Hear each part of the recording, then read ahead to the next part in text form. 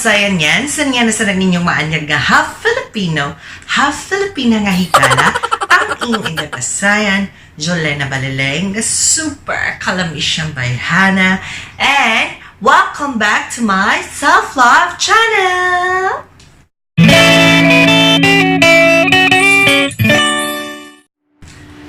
Self-love video na sarang yung makita karon, and in today's video mga pasayanyans, I'm going to show you the things that I bought here in Bangkok. So this video is video haul mga pasayanyans. But before we start, if you're new to my channel, please don't forget to click the subscribe button and the notification bell para ma-update kayo sa aking mga latest videos. Anyway, as what I have mentioned earlier mga pasayanyans, video haul itong mapapanood nyo ngayon. So I'm going to show you the things that I bought during my visit here in Bangkok. So wala tayong check pa. So sisimulan natin ang ating video haul. Now let's start with the first item. I have here this dress which I bought sa Chatuchak Weekend Market mga pasayanyans. This one, I bought this for 200 baht. So parang okay siya. Kanina, akala ko hindi talaga siya pwede i-try kasi usually dito sa Bangkok, pag bumibili ka ng mga damit, hindi nila pinapa-fit sa mga customers nila. I don't know the reason. Baka dahil for hygienic purposes or baka ayaw nila madumihan. But anyways, kanina, ina-try nila sa akin tong dress na to. Sobrang ganda talaga. Pang momshi. Yan, pang office. Ito yung mga, ito yung damit na susuotin ko sa office. So, as what I have mentioned in my previous videos, mga pasayin, so you really have to look presentable when you're working. And this dress will really help me to do that. Alam niyo naman, mga pasayanyans, di talaga nawawala ang pag-shopping every time nagta-travel tayo. It's our way then naman na to reward ourselves and also to share what we have to the people who love us. And next item that I bought is this one. I bought this in Platinum Mall.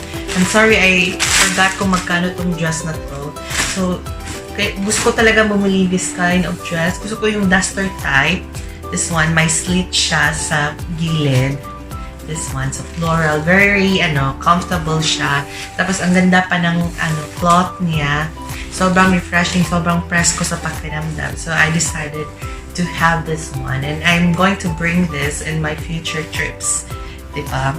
And also, I've noticed, ang ganda talaga ng plastic nila dito. And dito sa Bangkok, they always use plastic. So, I hope they can do something para naman matulungan yung environment.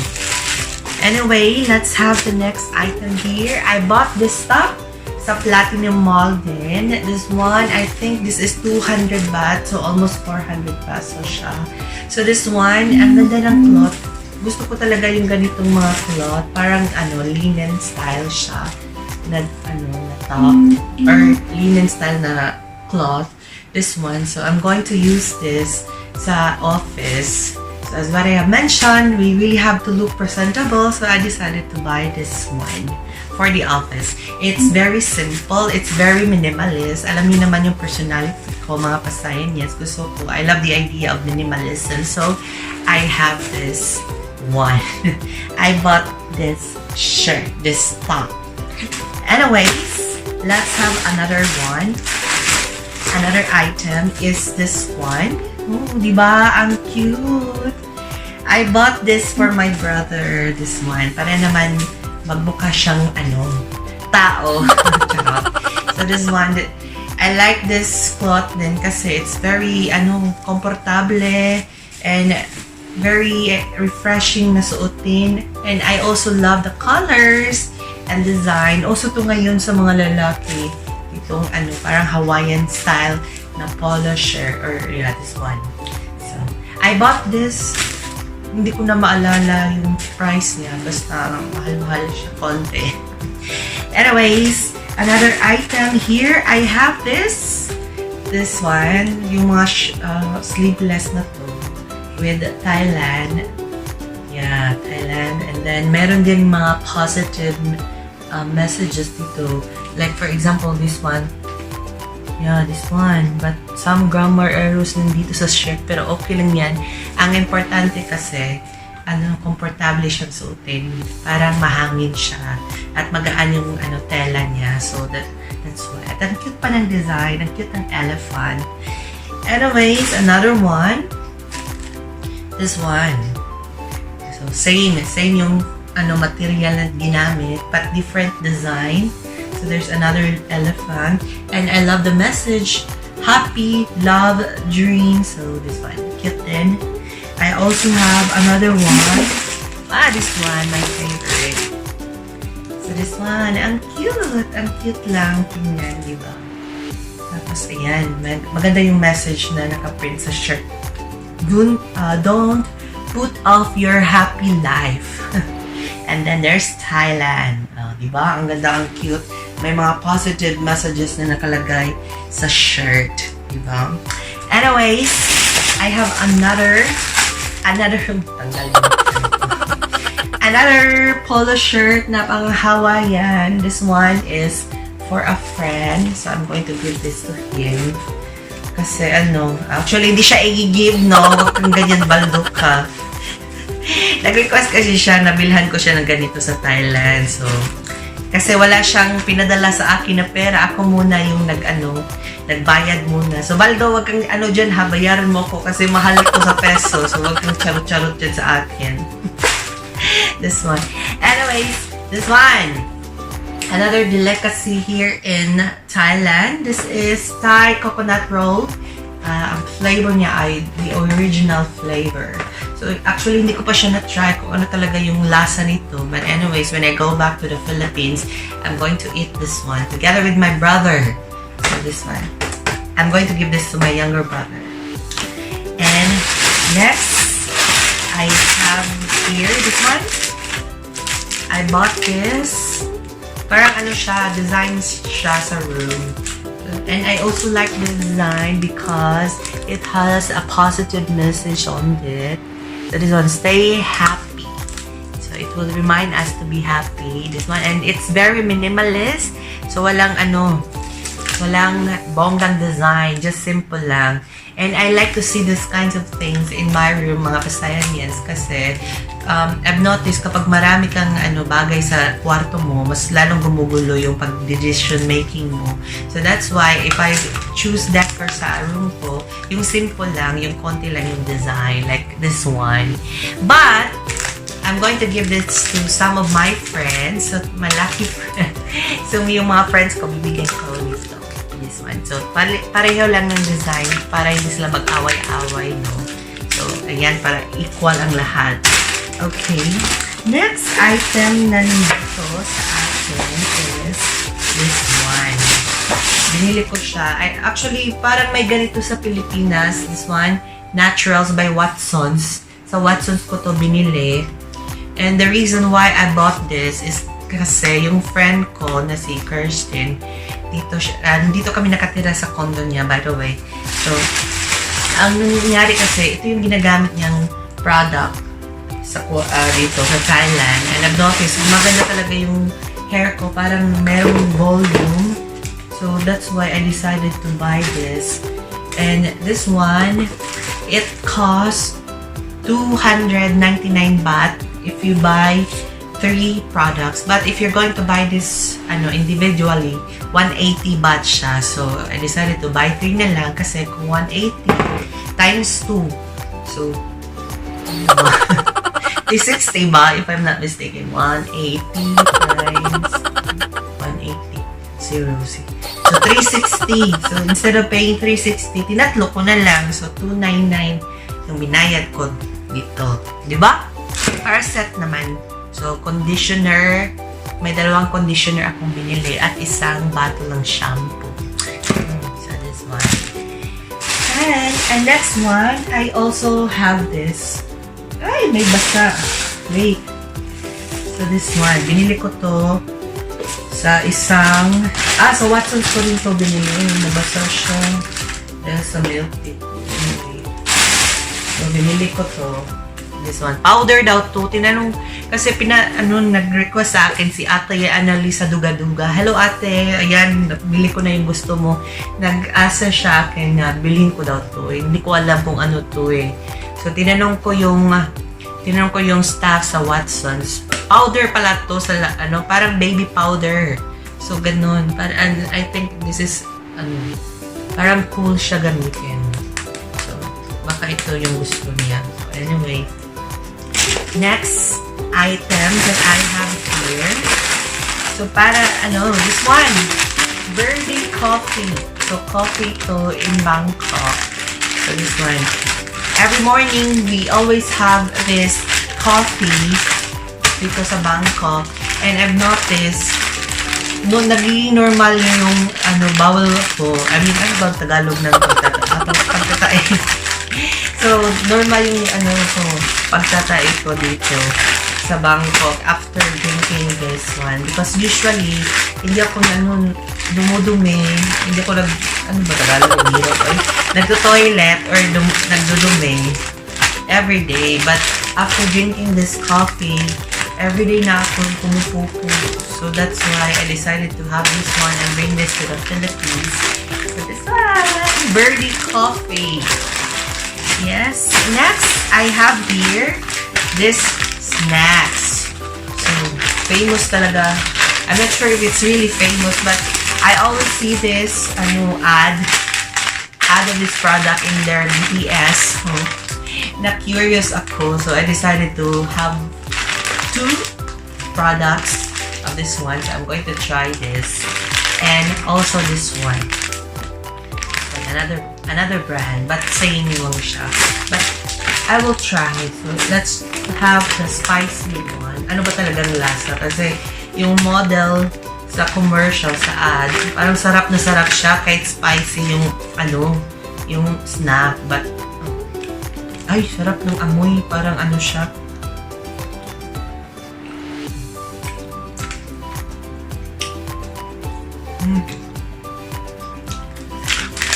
In fairness ha, mga science, masarap siya.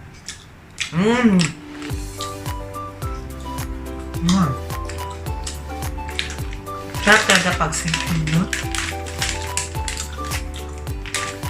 Sarap siya. Hindi ko mabasa kung anong flavor to. Basta spicy siya.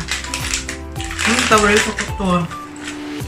Paborito ko na ito mga kasanyas. Masarap siya. And more other flavor din siya. Hindi ko alam kung anong flavor to. Basta iba't iba to.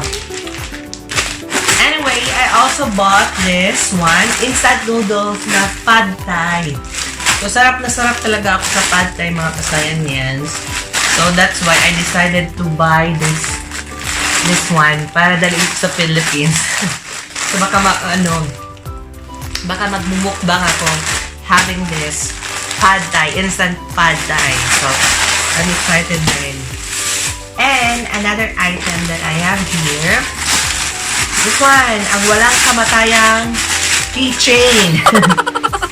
So, this one, ang dami kong bigay yung keychain kasi madami akong friends sa Philippines. So, bibigyan ko sila nito. At ito din, may 3 ref magnet ako kasi special request ko ng mga friends ko. Anyway, next item na binili ko, and this one, by the way, yung decker na nabili ko, sa Moshi ko pala nabili yun. Siya, para siyang miniso, para siyang yoyoso style. So, ganun yung dating ng store. Ang cute at very minimalist siya tingnan. I also have another wall decker with me. This one, di ba? Very, very cute niya. Ang cute niya mga pasayan yan. Di ba? Tingnan niyo. Gusto ko rin yung kulay nito. So, para, very minimalist siya mga pasayan yan. And may positive messages din nga nakalagay. This one, live with passion. Di ba? And also this one, be you. Di ba? So, ilalagay ko to sa my bed part or bedside ko para makikita ko talaga every time I wake up in the morning. So, positive thoughts in the morning. And another one, this one, This one, style is never for free. Live, love, love. So this one. Diba ang ganda? Yeah. Anyways, I also have some items here. This one, pants. Pants ang binili ko. Another pants. So, this is for my Boracay OOTD. Diba cute siya? And then, I'm going to pair it with this one. With this crop top. O, diba? Ang ganda ng embroidery. Ang ganda ng cutting niya. At gusto ko rin tong ruffles dito sa part na to. And, I'm going to wear this during my Boracay trip. So, this one. Diba? Ang cute! This one, I think this is 350 baht.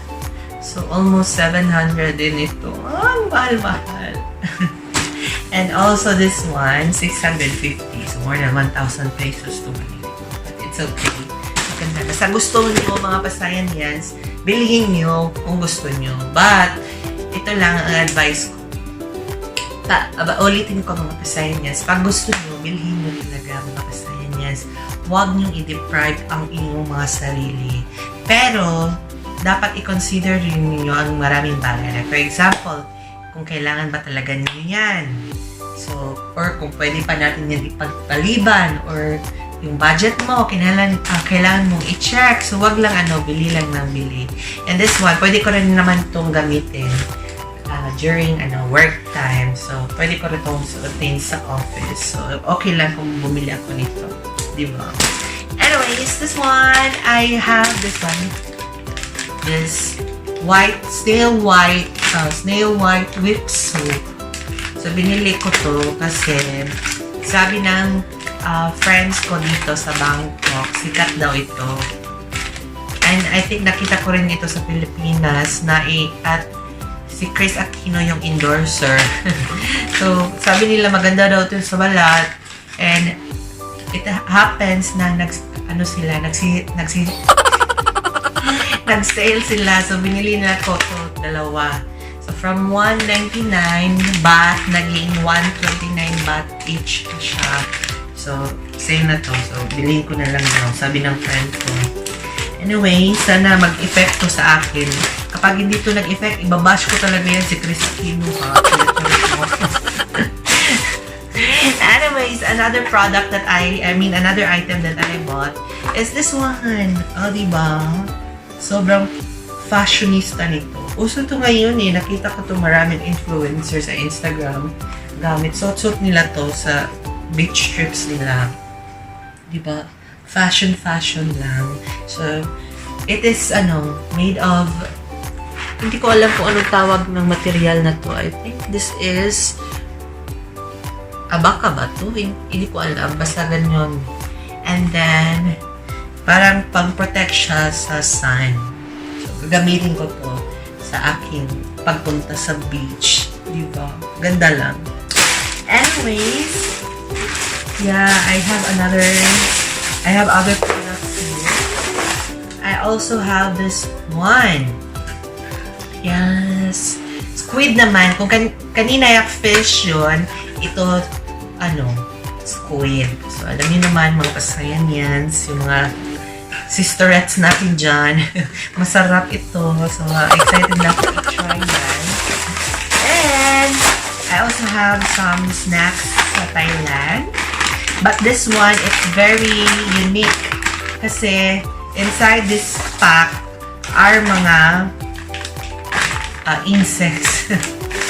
So, alam niyo naman yung Thailand is known for insects like silkworms. They also have spiders, cockroaches, those things. Yung hindi yung usual na kinakain natin. So, I decided to buy for this one.